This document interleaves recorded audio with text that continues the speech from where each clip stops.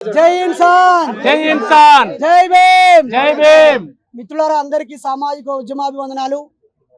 April 14, 2025 ఈరోజు ఈ బాబాసాహెబ్ అంబేద్కర్ ప్రపంచంలోని ఎత్తైన విగ్రహాన్ని లోపల సందర్శనకు ఓపెన్ చేయాలని మేము పిలుపునివ్వడం జరిగింది.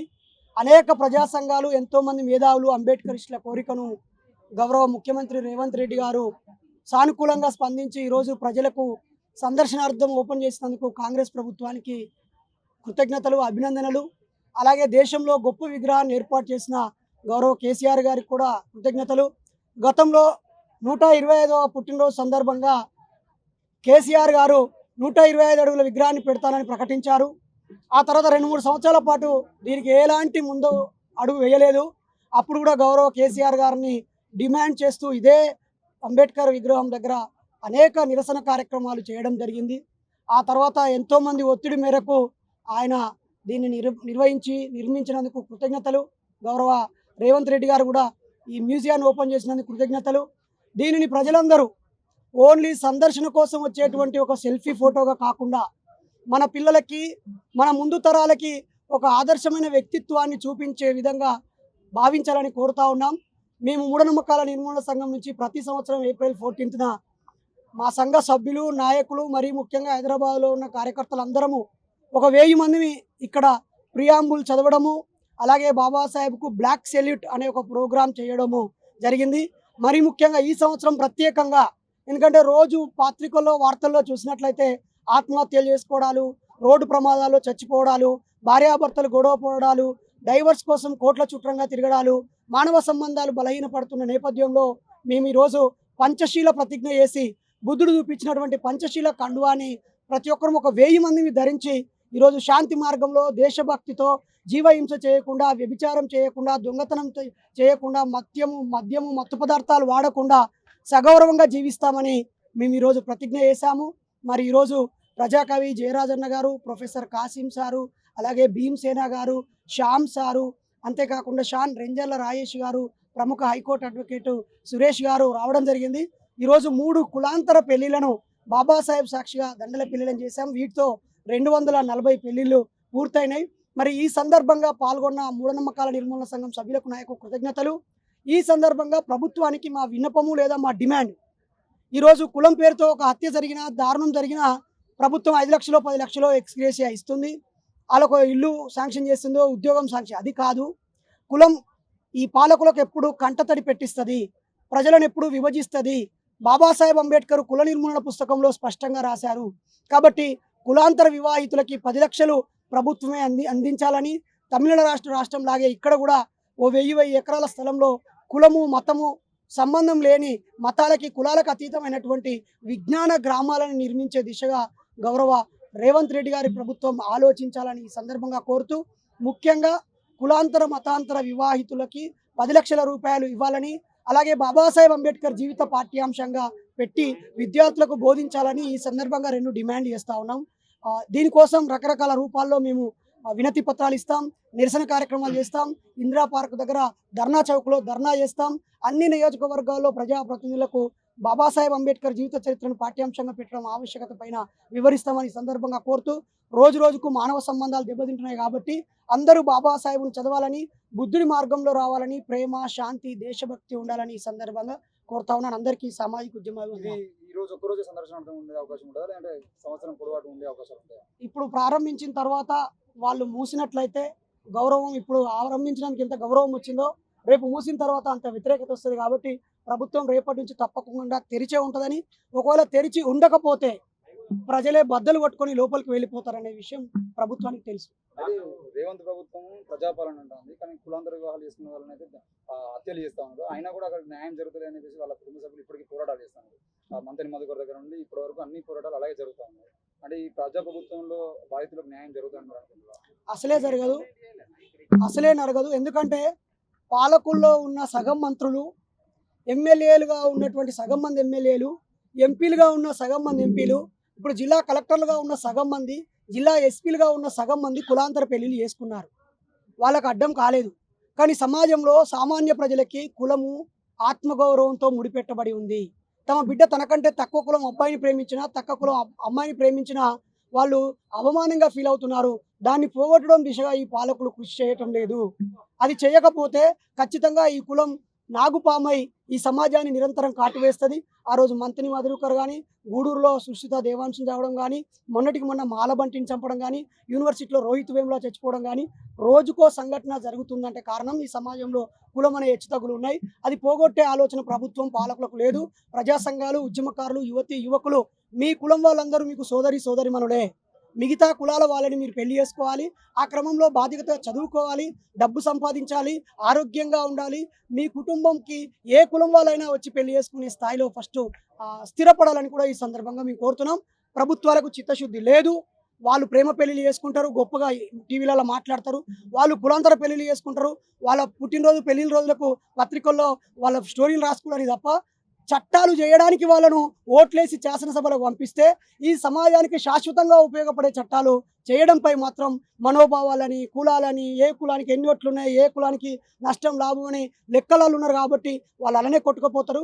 ప్రజలే మేలుకోవాలని ఈ సందర్భంగా పిలుపునిస్తున్నారు. నిన్న బండి సంజయ్ గారు బాబాసాహెబ్ కాళ్ళకు మొక్కి దండం పెట్టి నివాళులు అర్పించిన పరిస్థితి మనం చూస్తున్నాం. దాన్ని ఏ విధంగా చాలా సంతోషం. గౌరవ మంత్రి గారు ఆయన పాదాలకు దండం పెట్టారు. ఇప్పుడైనా ఆయన మద్యం మానేయాలని, అలాగే దొంగ రాజకీయాలు మానేయాలని, మత రాజకీయాలు మానేయాలని, బాబాసాహెబ్ పాదాల దగ్గరికి వెళ్ళినట్టుగానే బుద్ధుని పాదాల దగ్గరికి వెళ్ళాలని, అలాగే పూలే పాదాల దగ్గరికి వెళ్ళాలి. ఎందుకంటే పూలే కులంలోనే పుట్టాడు బండి సంజయ్ గారు, మున్నూరు కాపు కులంలో.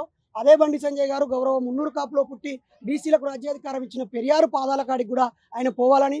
ఎక్కువ మంది బాబాసాహెబ్ ప్రేమికులు ఉంటారు కాబట్టి సినీ రంగంలో పవన్ కళ్యాణ్కి ఎక్కువ అభిమానులు ఉంటారు కాబట్టి జై పవన్ అనగానే పవన్ ఫ్యాన్స్ అందరూ వీని కూడా ఫ్యాన్స్ అవుతారని చెప్పి అందరూ జై పవన్ అని అంటూ ఉంటారు. అట్లనే బాబాసాహెబ్కి ఫ్యాన్స్ ఎక్కువ ఉంటారు కాబట్టి బాబాసాహెబ్ ఫ్యాన్స్ను ఓన్ చేసుకోవడం కోసం నటించే నటనే తప్ప వాళ్ళ నాయకులు బాబాసాహెబ్ గురించి చెడ్డగా మాట్లాడినప్పుడు ఆయన నోరు మెదపలేదు. బాబాసాహెబ్ ఆశయాలకు తూట్లు పొడిచే సంఘటన జరిగినప్పుడు ఆయన నోరు తెరియలేదు. కాకపోతే ఆయన నటించిండా లేక రియలైజ్ అయిందా కాలం నిర్ణయిస్తుంది. రేపు ప్రతి సందర్భంలో కూడా ఆయన పాదాలను తాకినట్టుగానే ఆయన ఉంటే ఆయన ప్రజలు గౌరవిస్తారు, లేకపోతే ఆయనను పాదాల కాడికి రప్పించుకుంటారు ప్రజలు. రాజకీయ నాయకులు రాజ్యాంగాన్ని ఎత్తివేయాలని చూసే ధోరణి కూడా కనబడుతుంది. ఆల్రెడీ ప్రజలు చెప్పుతో కొట్టిల్లు, ఓటుతో కొట్టిల్లు. రాజ్యాంగాన్ని కించపరుస్తూ లూజ్ టాక్ చేసినందుకు అఖండ మెజారిటీ ఉన్న మోడీ గారు 2 సార్లు ప్రధాని పీఠం ఎక్కిన ఆయన ఇప్పుడు చాలని మెజారిటీతో 3వసారి అధికారంలోకి వచ్చాడు. ఇప్పుడు ఇక రాజ్యాంగాన్ని ముట్టుకుంటే బొంద పెడతారని తెలుసు. ఒక్కసారి ఆ పార్టీ అధికారం కోల్పోతే మళ్ళీ శాశ్వతంగా అధికారంలోకి రాదు కాబట్టి దాని జోలికి ఎవరు రారు. కాకపోతే ఇక్కడ రాజ్యాంగం వాళ్ళు బొందబెట్టడం కాదు, మనమందరం బొందబెడుతున్నాం. దాన్ని చదవకపోవడం వల్ల, అర్థం చేసుకోకపోవడం వల్ల, పాఠ్యాంశంగా బోధించకపోవడం వల్ల, మన సభలు సమావేశాల్లో రాజ్యాంగంపై అవగాహన కలిగించకపోవడం వల్ల, ప్రజలందరికీ అందుబాటులోకి వచ్చేలాగా దాన్ని సరళతరం చేసి అందరికీ అందుబాటులో తెచ్చి అవగాహన కలిగించకపోవడం వల్ల మనం కూడా దానిని ఏదైనా ఉపయోగించకపోతే పాడైపోతుంది కదా, ఇచ్చేం లాభం. కాబట్టి ప్రజలు, పాలకులు, ప్రజా సంఘాలు అందరం రాజ్యాంగాన్ని కాపాడుకోవాలి. మన రాజ్యాంగం తర్వాత 1947 ఆగస్టు 15 తర్వాత స్వాతంత్రం వచ్చిన అనేక దేశాలు చిన్నాభిన్నం అయిపోయినాయి, అశాంతితో ఉన్నాయి. పాలకులు ఆత్మహత్య చేసుకొని చచ్చిపోయే పరిస్థితిలో ఉన్నారు. కాబట్టే బాబాసాహెబ్ కొన్ని వందల సంవత్సరాలకు సరిపోయే రాజ్యాంగాన్ని ఊహించి అన్ని ప్రపంచ రాజ్యాంగాల జ్ఞానాన్ని మనకు అందించాడు. అది మనందరికీ రక్షణ, దాన్ని కాపాడుకోవాలి. రాజ్యాంగాన్ని పట్టించుకోకుండా కుల రాజకీయం చేస్తున్న వారికి మీరు ఏం చెప్తారు? ఎందుకంటే ఓట్ బ్యాంకింగ్ కూడా కుల రాజకీయం చేసే వాళ్ళు ఆ కులాలకు వాళ్ళు చీడపురుగులని గుర్తిస్తారు. బాబాసాహెబ్ కులమతాల పునాదుల మీద ఒక జాతిని కానీ, ఒక నీతిని కానీ, ఒక సమాజాన్ని కానీ నిర్మించలేమన్నారు. ఇప్పుడు ఎవరైతే కులం పేరుతో జాతిని నిర్మిస్తున్నట్టుగా గుంపును కూడగడుతున్నారో ఆ కులమే వాళ్ళని కాటు వేస్తుంది. ఈరోజు అది రానున్న రోజుల్లో కులం పేరుతో రాజకీయం చేసి మమ్మల్ని ఓటర్లుగా వాడుకుంటున్నారని ప్రజలు గుర్తిస్తున్నారు.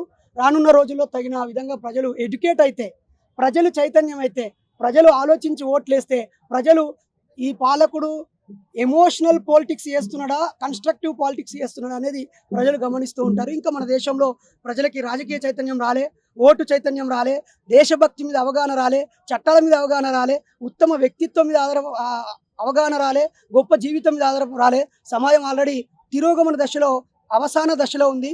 భార్యాభర్తలు కలిసి ఉండట్లేరు, పెళ్లి బంధం చిన్నాభిన్నం అయిపోయింది, అన్నదమ్ముల అనుబంధం నాశనం అయిపోయింది, భూమి విలువ లేదు, ప్రకృతి విలువ లేదు, గాలి విలువ లేదు, బతుకు విలువ లేదు. కుప్పలుగా ఆత్మహత్య చేసుకుంటే పాలకులందరూ సిగ్గుపడాలి. అంటే ఇప్పుడే ముఖ్యమంత్రి అయిన వాళ్ళని కాదు, ఏ పాలకులైనా వీళ్ళందరినీ పాలించడం కోసం నన్ను అధికారంలో పెడితే వాళ్ళు చచ్చిపోతున్నారని పాలకులు సిగ్గుపడాలి. మూఢనమ్మకాన్ని మీరు ఎలా డిఫైన్ చేస్తారు? అంటే ఒక దేవుని నమ్మడం మూఢనమ్మకం అంటారా? అందులో ఉన్నటువంటి తప్పులను మీరు ఎత్తి చూపుతారు? మా సంఘం పేరే మూఢనమ్మకాల నిర్మూలన సంఘం.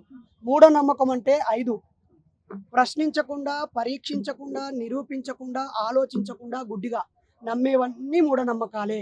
ఇందులో మొట్టమొదటిది దేవుడు, దయ్యము, ఆత్మ, పునర్జన్మ, స్వర్గము, నరకం. అది ఏ దేవుడైనా ఏ మతమైనా ఇవన్నీ నమ్మకాలే తప్ప నిజాలు కావు.